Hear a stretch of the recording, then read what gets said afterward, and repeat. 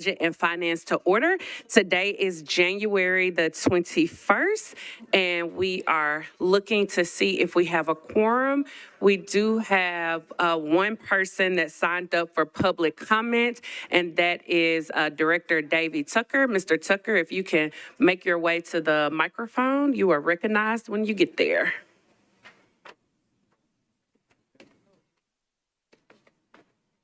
Thank you, Madam Chair. This is in regard to RS 2025-961, the resolution to approve the criteria for operating support and Thrive grants for the Arts Commission. I guess I could sum it up just by blowing out air and saying that is to say that MHRC is supportive of the criteria and the policy that will be presented. Our staff, Ashley Batchelder particularly, has worked tirelessly with staff from legal, Tessa Ortiz, to ensure that it meets a discussion around what does equitable distribution of government resources look like. So, Madam Chair, we do hope that you all pass this resolution this evening. Thank you. Thank you so very much, Mr. Tucker. Seeing no one else, we're going to go ahead and jump right into the agenda. We do have a quorum with 12 of 13 members present, so give yourselves a pat on the back. We almost made it, everybody. And for the proposed consent agenda, we have the following items on consent. And committee members, if you will, please don't forget to put your committee member yellow card up. On the consent agenda, we have RS 2025-956, 957, 959, 962, 963, 964, 965, 966, 967, 968, 969, 970, 971, 972, 973, 974, 975, 976, 977, 978, 979, 980, 981, 982, 983, 984, 985, 986, 989, 991, 992, and BL 2024-677. If you have an item that you would like to pull off of consent, please let me know.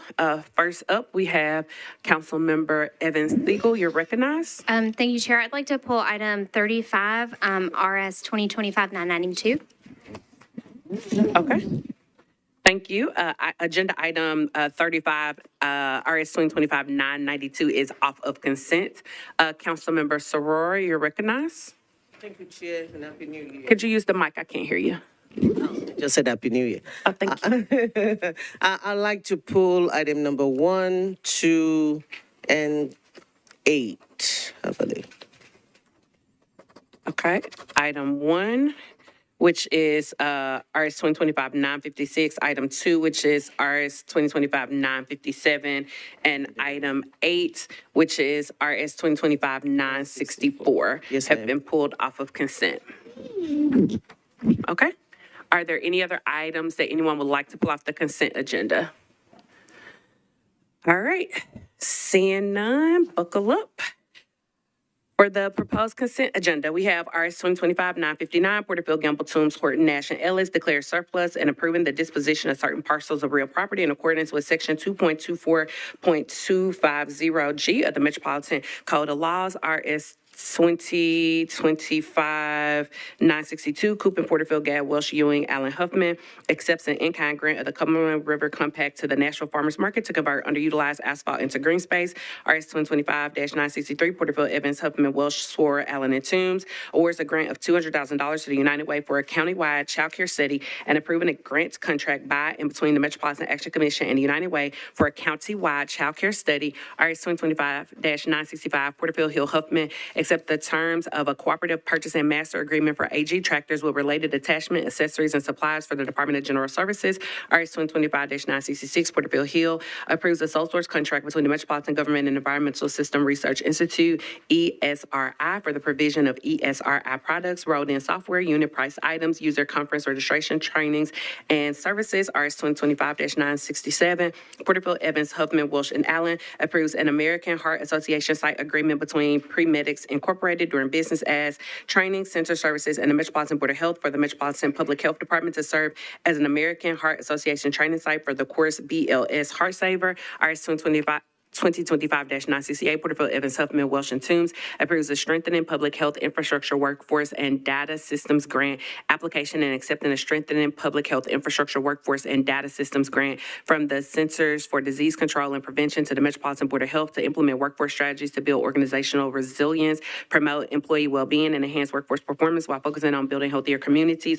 RS 2025-965, Porterville, Evans, Huffman, and Welsh approves an Amendment 1 to a grant of the Tennessee Department of Health to the Metropolitan Board of Health to implement and coordinate activities and services related to sexually transmitted infection or STI prevention, testing, diagnosis, treatment, and surveillance. RS 2025-970, Porterville, Evans, Huffman, Walsh, and Toombs approves Amendment 4 to a grant from the U.S. Department of Health and Human Services to the Metropolitan Board of Health to provide for the prevention, surveillance, diagnosis, and treatment of HIV/AIDS and to administer a minority AIDS initiative program. RS 2025-971, Porterville, Evans, Huffman, Ellis, Coopin, Allen, and Toombs approves a grant contract by and through the Metropolitan Board of Health and Pet Community Center for the provision of spay and neutering services. RS 2025-975, Porterville, Gad, Walsh, and Ewing accepts the terms of a cooperative purchase and master agreement for performing arts, apparel, instruments, equipment, and related services for the National Public Library. RS 2025-976, Porterville, Gad, and Allen accepts the terms of a cooperative purchase and master agreement for electric vehicle charging station accessories and maintenance plans for the National Public Library. RS 2025-977, Kimbrough, Porterville, Gad, Welsh, Swore, Ewing, Allen, Huffman, and Toombs accepts a grant from the Tennessee Department of Disability and Aging to the National Public Library for the purchase and installation of adult-sized changing tables in the family restroom at the Bordeaux Branch Library. RS 2025-978, Porterville, Gad, Walsh, and Huffman approves an application for Game On grant from the Games and Gaming Roundtable of the American Library Association to the Metropolitan National Library to enable libraries to develop gaming programs or collections for the community. RS 2025-979, Toombs, Porterville, Gad, and Gamble approves a lease agreement by and between the United States of America, Department of Army, and the Board of Parks and Recreation for a parcel of property adjacent to the Cheatham Lock and Dam. RS 2025-980, Porterville, Evans, Huffman, Welsh, Allen, and Toombs accepts a monetary donation from the Baton Rouge Area Foundation to the Metropolitan National Davidson County Office of Family Safety for the department's use and benefit. RS 2025-981, Porterville, Evans, and Huffman accepts the Edward Bryan Memorial Justice Assistance Grant, or JAG grant, from the U.S. Department of Justice to the Metropolitan Nashville Police Department to support a broad range of activities to prevent and control crime, including technology upgrades, supplies for direct support, and in-service and specialized training. RS 2025-982, Porterville, Gamble, and Parker approves an intergovernmental agreement between the State of Tennessee Department of Transportation, TDOT, and NDOT for the installation and maintenance of safety improvements on Gallatin Pike from Liberty Lane to north of Northside Drive. RS 2025-983, Porterville, Gamble, Parker, Welsh, and Allen approves Amendment 1 to an intergovernmental agreement between the Tennessee Department of Transportation and NDOT for the construction of pedestrian safety and multimodal intersection improvements at various locations throughout Nashville. RS 2025-984, Parker, Porterville, Gamble, and Allen approves Amendment 3 to an intergovernmental agreement between the State of Tennessee Department of Transportation, TDOT, and NDOT for the acceptance of work in connection with the construction of sidewalks on Dickerson Pike from Douglas Avenue to Trinity Lane. RS 2025-985, Porterville, Parker, Weiner, and Allen supports beautification of a retaining wall located at 214 Old Hickory Boulevard and approving an application for license agreement between NDOT and the State of Tennessee Department of Transportation, or TDOT. RS 2025-986, Weiner, Porterville, and Parker approves a participation landscape agreement between NDOT and HCA Health Services of Tennessee, Inc., TriStar Centennial Medical Center for maintenance of existing landscaping for the newly extended median on Harpeth Valley Road. RS 2025-989, Porterville authorizes the Metropolitan Department of Law to compromise and settle the personal injury claim of Catherine McSweeney against the Metropolitan government in the amount of $48,000, and that said amount to be paid out of the self-insured liability Fund.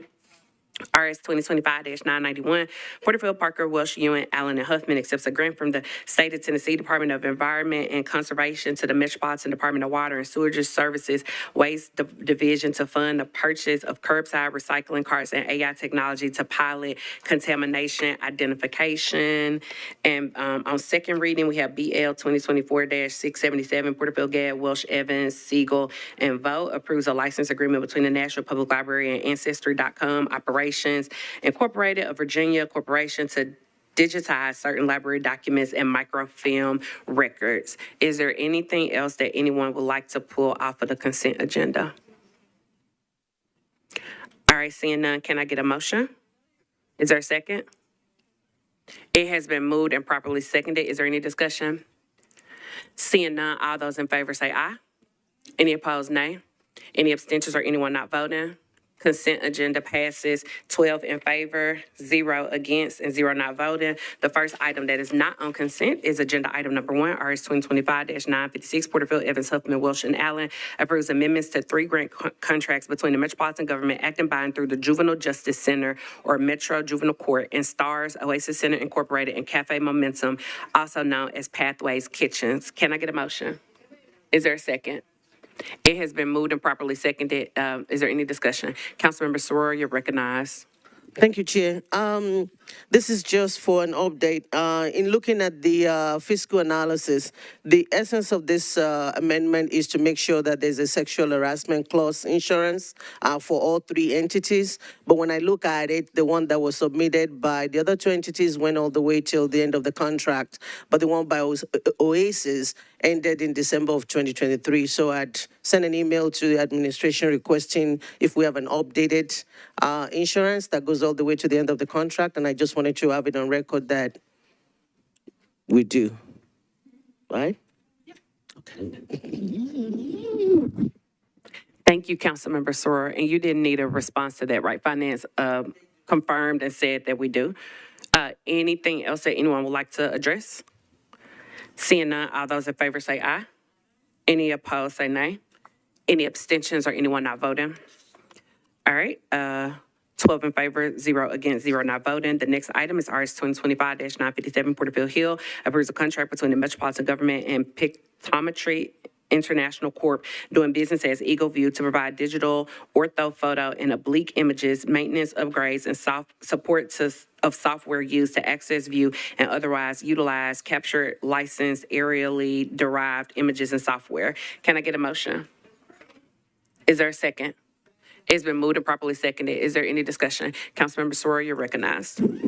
Thank you, Chair. I pulled this one and the next one because I wanted to draw my colleagues' attention to some of the things in the packet.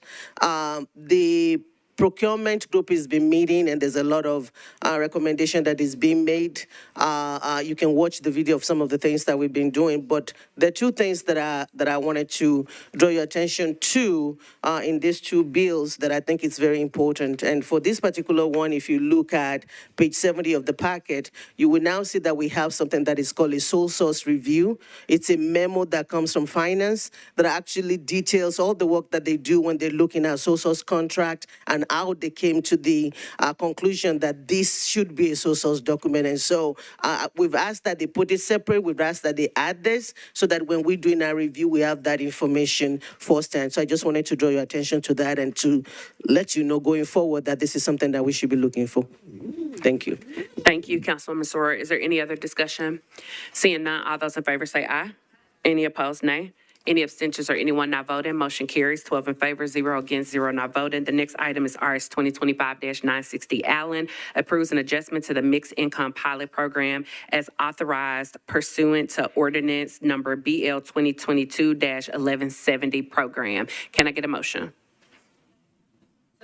Is there a second? It's been moved and properly seconded. Councilmember Allen, you're recognized. Thank you, Madam Chair. I would like to move to defer this to the first meeting in March. Is there a second?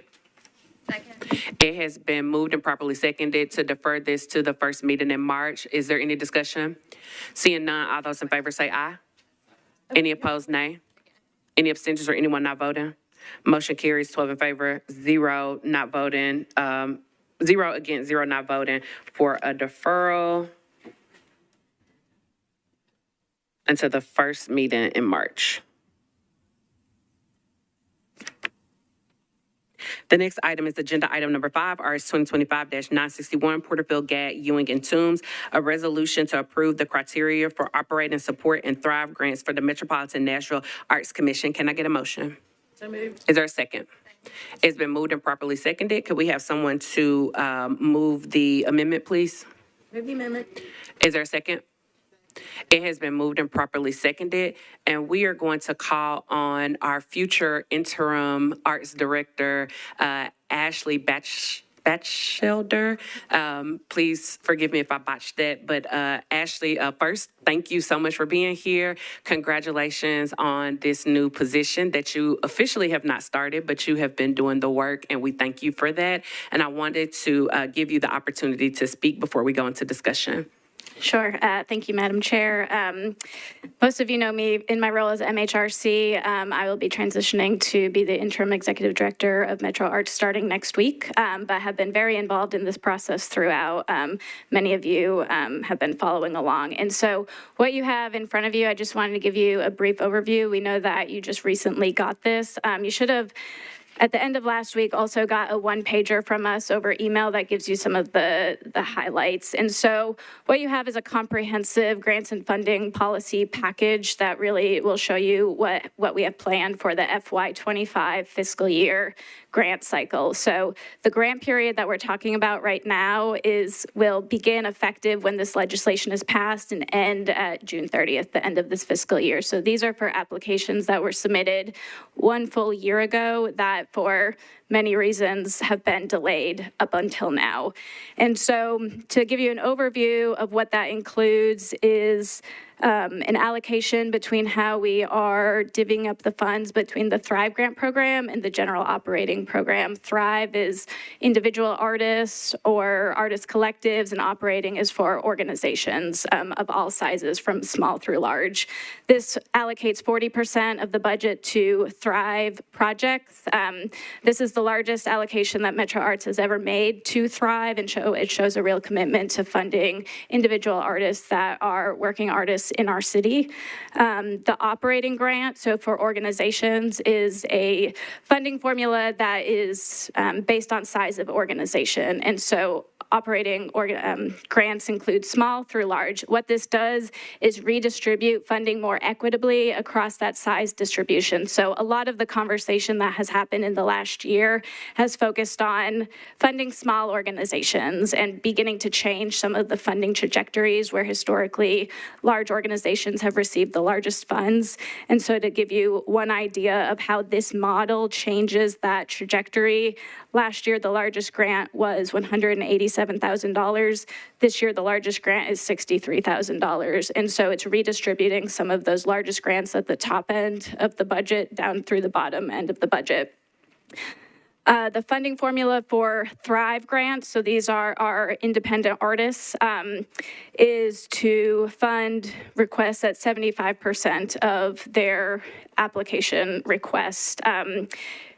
The Arts Commission changed this policy based on hearing the community request higher Thrive grants. They had previously set a funding cap at $10,000 when artists could request $20,000.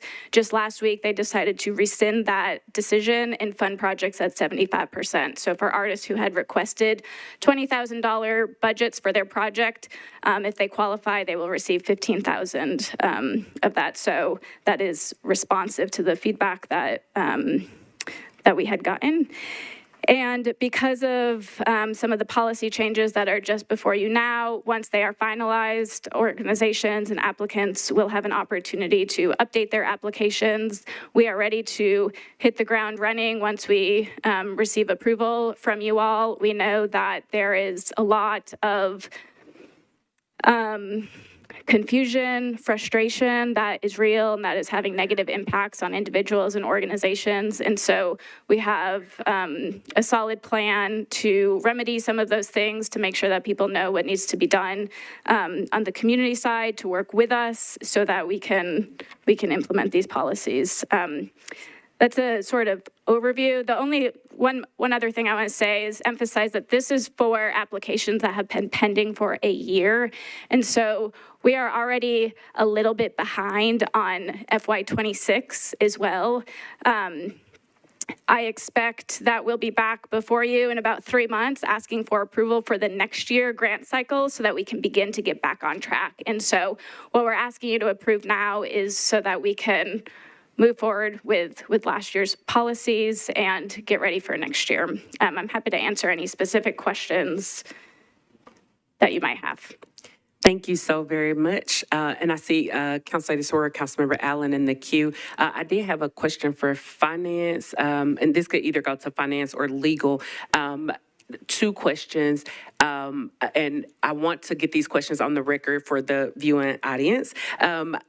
As a body, does the council have the ability to make any amendments or changes to the criteria as it stands right now, is the first question. And then the second question is there a way to backdate this so that artists could get paid for work if it meets the criteria, but maybe that work was performed in like September or something? Is there a way to backdate it so artists would be able to get paid for that? And if you could introduce yourself, please. Yes, ma'am. My name is Tessa Ortiz-Marsh. You guys have probably heard my name a lot. Associated with Arts, I am Arts' legal counsel. If the council were to want to make changes or disapprove the resolution before today, it would need to go back to the Metro Arts Commission for approval of any policy changes. The Metro Code gives the power to the commission to make the policy, and then this council approves that policy via resolution. And could you please repeat your second question? So is there a way that this could be backdated? So if someone did some work that met the criteria and they were getting approved, right now they would only get approved for, I think from this point going forward to like June. But if someone did work in like this past September, could they get reimbursed for that work? Or is it just work starting from this point going forward? It would be just work started from this point going forward. As the Metro Code specifies, this criteria must be approved by resolution. So until this resolution is approved, there is no actual effective criteria or policy for work to be done under. Additionally, the budget ordinance requires that the appropriation for the arts and arts organizations, which is the dollars we're speaking to here, is conditioned on not only the Arts Commission's annual report being submitted to council, but council approving this criteria. Okay, thank you. So if the council were to defer it or vote it down, it would have to go back to the Arts Commission. Something would have to be approved by the Arts Commission. It would have to come back to the council, get approved by council, and that would shorten the window of time that artists would be able to get paid, as well as delay artists getting paid. Is that correct? Exactly. The effective dates of these contracts will be from the point that this resolution is approved by council, signed by the mayor, and filed with the clerk. So essentially this week until June 30th. Thank you so much. Councilmember Sawyer, you're recognized.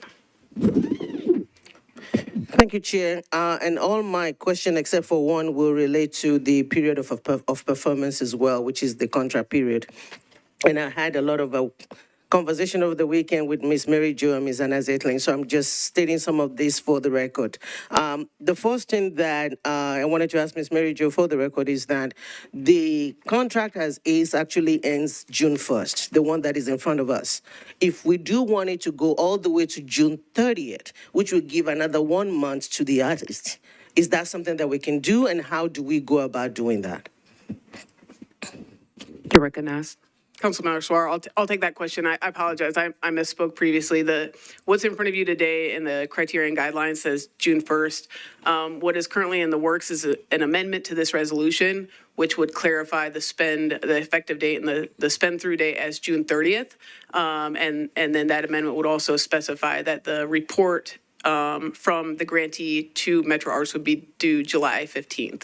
So that would give the grantee all the way until June 30th to spend the money. Thank you. So if we do approve it today, then the start date will be today, which is the council approval. And then we have the opportunity, if we do want to extend it, since we cannot change it on our own, then we have till the next meeting to now make an amendment to push it to June 30th. Yes. Okay. So the next question is this, which I also want to get on the record, is that since this is so late and we only have a very short term, is there any way they can spend beyond June 30th?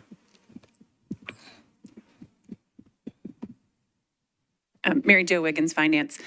No, at the end of our fiscal year, June 30th, the funds need to be spent by then or obligated by then. So the contract cannot go past June 30th. Okay. Thank you. And my last question, I think that's all my question on the period of performance. So it goes from wherever we approve it all the way to whatever is in the contract unless we amend it. And so, okay, the last question that I have is for Ms. Ashley. The funding criteria, as I understand it, based on your report, is 40-60 with 40 for Thrive. I know that a couple of artists have sent email or asked questions about why is it not 50-50. Would you address that, please? Yes, it is a 40% allocation and 60% to general operating. The way that we got here was that the original recommendation to the Arts Commission was to fund Thrive at 28% this year. That came from a staff recommendation.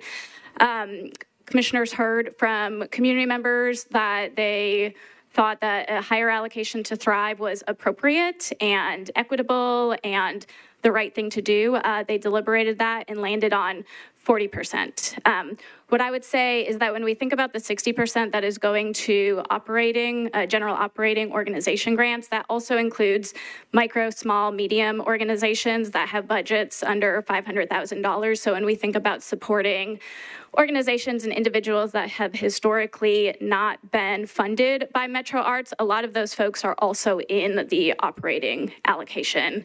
And so I think for many reasons. The commission is going to deliberate these things a lot more to find like what is that balance that meets the policy objectives.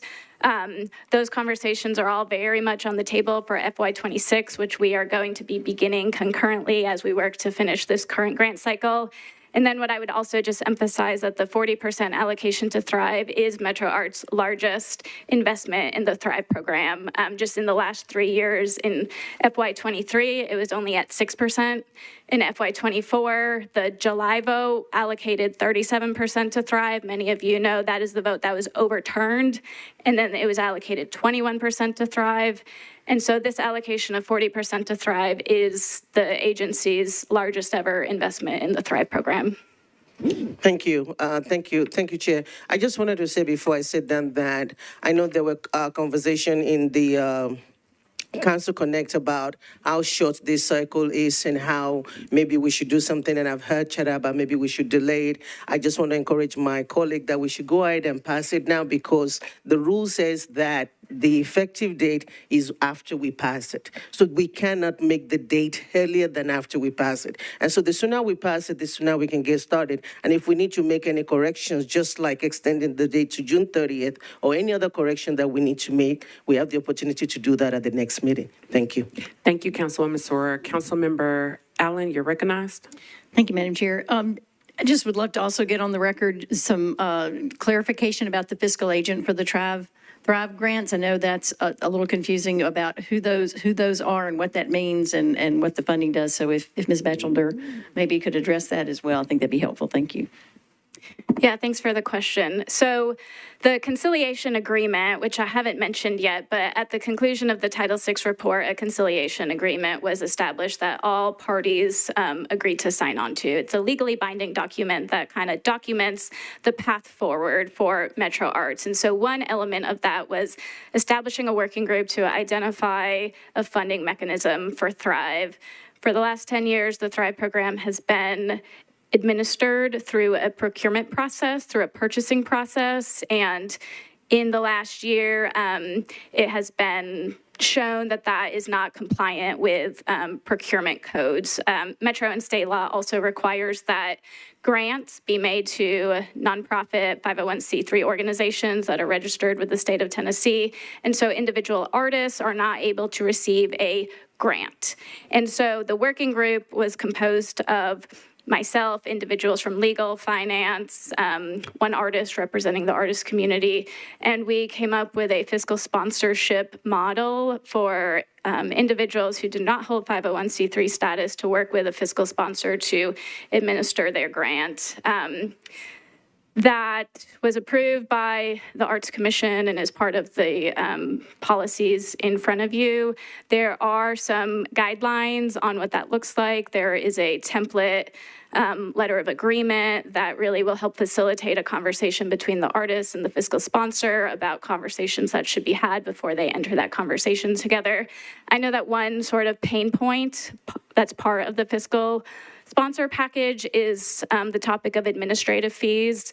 Up to 10% is allowed to be an administrative fee that the fiscal sponsor may charge. That is a common number that allows for that.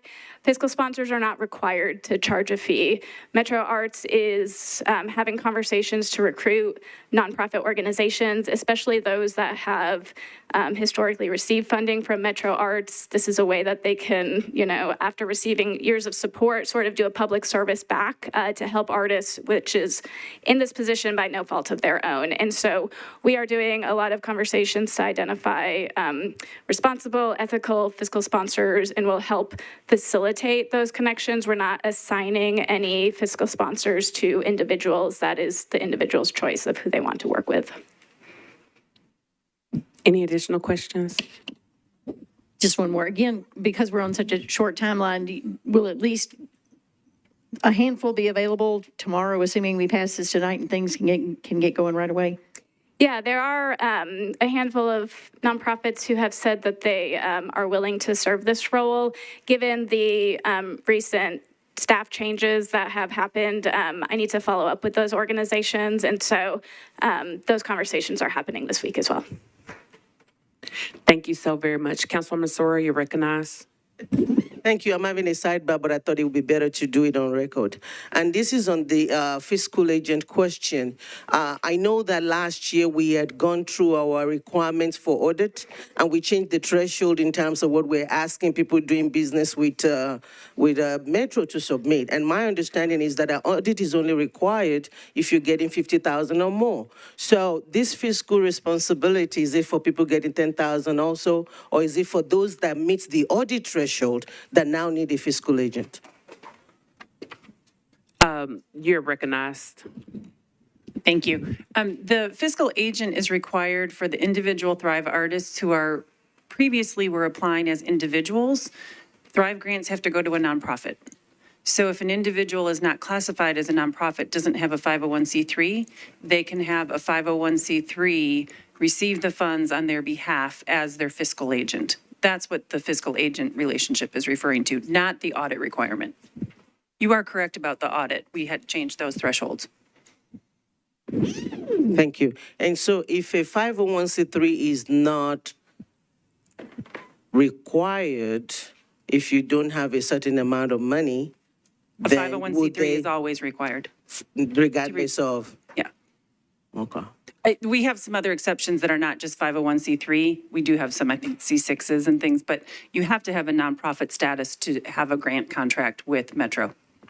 And the non-for-profit status is not just with the state, it has to be an IRS 501c3. That's what I'm trying to clarify.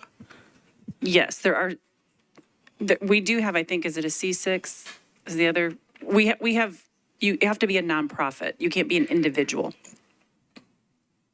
Okay. All right. I just want to make sure, because not all non-for-profit is as a 501c3. We've got one other thing for art specifically that might be helpful.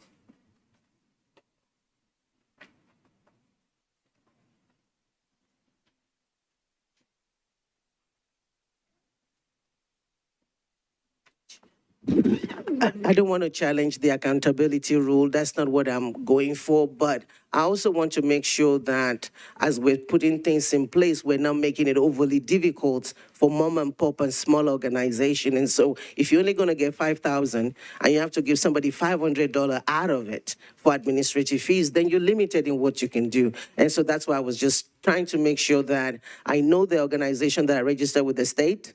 but they're not 501c3. And so I just want to get the clarification of the definition. And so I'm okay with whatever finance decide. I just want to make sure that we're looking into that and how it does not create undue burden on our people. They do have to be a nonprofit organization. And Councilmember Sawyer, is my understanding that this is because we can't pay individuals directly. It has to be an entity that we're paying. So if it is an individual that is applying for the grant, which had previously been done, but now that it has been, realized that we aren't supposed to do it that way, we can't pay individuals directly. So that is why they're having to have a fiscal sponsor. Thank you. Thank you. Any additional questions? All right, seeing none, all those in favor of the amendment, say aye. Any opposed, say nay. Any abstentions or anyone not voting? The amendment passes 13 in favor, 0 against, 0 not voting. Can we get a motion as amended? It's been moved and properly seconded. Is there discussion? Seeing none, all those in favor say aye. Any opposed, nay. Any abstentions or anyone not voting? Motion carries 13 in favor, 0 against, 0 not voting. And we just have a few more items, y'all. The next item is RS 2025-964, Porterville Hill Huffman, accepts the terms of a cooperative purchase and master agreement for off-road vehicles. For off-road vehicles, UTVs, ATVs, and snowmobiles for the Department of General Services. Can I get a motion? Is there a second? It's been moved and properly seconded. Are there any questions or any discussion? Seeing none. Councilor Sawyer, did you want to speak to this one? You pulled it off consent, 964. The UTVs and the ATVs and the snowmobiles. Yes, Chair. Sorry about that, but again, this is the cooperative agreement is one of the things that the procurement group is looking at. And if you look at the document that you receive on page 2, you will actually see what is called a cooperative agreement memo review. In addition to that, after the finance staff reviews it, the purchasing agent also signs off on it. So when you look at pages 4 and 5, you will see where somebody reviews it, go through all the criteria, make sure we're checking, because we're always saying, before we go to these people, are we looking at other people? Is there an RFP and things like that? All those questions are answered, and then the purchasing agent signs off on it. So I'm just highlighting this. We don't have a full report yet, but these are tools that I think will help us when we're looking at this analysis to be able to make better decisions. Thank you. Thank you. Any additional discussion? Seeing none, all those in favor say aye. Any opposed, nay. Any abstentions or anyone not voting? Motion carries 13 in favor, 0 against, 0 not voting. The next item is RS 2025-987, Porterfield Parker. Approves amendment number 1 for the contract between the Metropolitan Government and LAZ Parking Georgia, LLC, for the operation and management of the on-street metered parking program with the public right-of-ways of the Metropolitan Government. Can I get a motion? Is there a second? It's been moved and properly seconded. Is there any discussion? Seeing none, all those in favor say aye. Any opposed, nay. Any abstentions or anyone not voting? Motion carries 13 in favor, 0 against, 0 not voting. The next item is RS 2025-990, Porterfield, authorizes the Metropolitan Department of Law to compromise and settle the personal injury claim of Maya Davila against the Metropolitan Government in the amount of $240,000, and that said amount be paid out of the self-insured liability fund. Can I get a motion? Is there a second? It's been moved and properly seconded. Is there any discussion? Did I skip something, Council Lady? Okay. Is there any discussion? Council Lady Allen, you're recognized. Thank you, Madam Chair. I'm going to sound like a broken record. This is a large amount of money. It's a big settlement. It's for changing lanes and causing a car to roll, which is a pretty big deal. And the employee got a written reprimand. I just wonder if maybe someone from, I can't remember which department it was now. Can just talk about, do we require any more driver training? Or, is there that a written reprimand just does not quite seem very effective to me. Thank you. Could you introduce yourself, sir? Thank you. Matt Purvis, I'm the council liaison for the Department of Transportation Infrastructure. That employee is actually, in this case, that employee is actually not with the department anymore. But normally we do written reprimands and require additional driving training. Thank you. Is there any additional discussion? Seeing none, all those in favor say aye. Any opposed, nay. Any abstentions or anyone not voting? Motion carries 13 in favor, 0 against, 0 not voting. The next item is RS 2025-992, UN Porterfield and Parker approves Amendment 1 to a location agreement between the Department of Water and Sewage Services and T-Mobile South LLC. Can I get a motion? Is there a second? It's been moved and properly second. Is there any discussion? Councilmember Evan Siegel, you're recognized.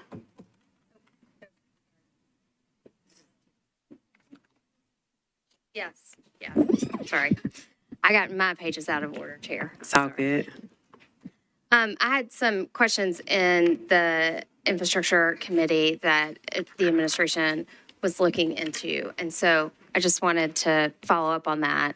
I think there was a lapse in the contract term for a year and just wanted to understand what was happening during that lapse and what the terms would be during that year if we pass this today. You are recognized. Thank you, Madam Chair. Dave Rosenberg with the Mayor's Office. Metro was not intending to extend the lease, so they did not make it a priority. Ultimately, T-Mobile identified a series of outages that our residents would experience, so we allowed them a brief extension. The new contract includes and obligates them to find a new site. It's got a hard stop. They don't have an option to extend. So that's where it is. During the time that there was a lapse, they were continuing to pay. They were generally not allowed on the site during that period. Okay. And then I think at this point, I've also had emails with Metro Legal, and I think there is a lapse in contract. And so I would just move to defer this one meeting so that we can fix that per my emails with Metro Legal and make it retroactive during that time since there's such a long lapse. So that is a motion for a one meeting deferral. Is there a second? It has been moved and properly seconded. Is there any discussion on the one meeting deferral? Vice Chair Toombs, you're recognized. Thank you, Chair. Does that cause any issue having a one meeting deferral? I missed it, sorry. The administration can jump in, but based on my emails with Metro Legal, they're fine with it. Okay. Do we have anybody from legal or administration that wants to? I'm not aware of any issues that it would cause. Okay, any further discussion? Seeing none, all those in favor of a one meeting deferral say aye. Any opposed, nay. Any abstentions or anyone not voting? One meeting deferral carries, 13 in favor, 0 against, 0 not voting. And the last item on the agenda is RS 2025-993, Porterfield, Parker, Allen, and Huffman approves a grant application for the solid waste infrastructure for recycling grant for the United States Environmental Protection Agency for the Metropolitan Department of Waste Services to fund the first phase of multi-phase plan to invest in collection infrastructure and specialized equipment. Can I get a motion? Is there a second? Is there a second? Okay, thank you. It's been moved and properly seconded. Can we get someone to move the substitute? Thank you. Is there a second? It has been moved and properly seconded. And Director Darby, can you please explain the substitute? The substitute changes the name from Department of Waste Services, because they're not an actual department yet, to, I believe, Division of Waste Services. Thank you, Director Darby. Is there any discussion? Seeing none, all those in favor say aye. All those opposed, nay. Any abstentions or anyone not voting? Okay, the substitute is approved, 13 in favor, 0 against, 0 not voting. Can we get a motion as substituted? Is there a second? It's been moved and properly seconded. Is there any discussion on the resolution as substituted? Seeing none, all those in favor say aye. All those opposed, nay. Any abstentions or anyone not voting? Motion carries, 13 in favor, 0 against, 0 not voting. Before we adjourn, we have two very brief announcements. One, we want to congratulate our new Director of Finance who was with us at the beginning of the meeting. So if you all don't mind giving a brief applause for our new Finance Director, Janine Reed. And also, I just wanted to announce, and we'll hear this in our full meeting from Vice Mayor as well, but on February the 4th, it will be our budget, the pre-budget comment period where we allow people to come out from the community. We've been doing that for the last few years, where we invite community members to come out. We have about 2 hours blocked off for people to, they would need to sign up in advance, but they will be able to come out and speak on what the community would like to see in their budget priorities. And with that, our meeting is adjourned.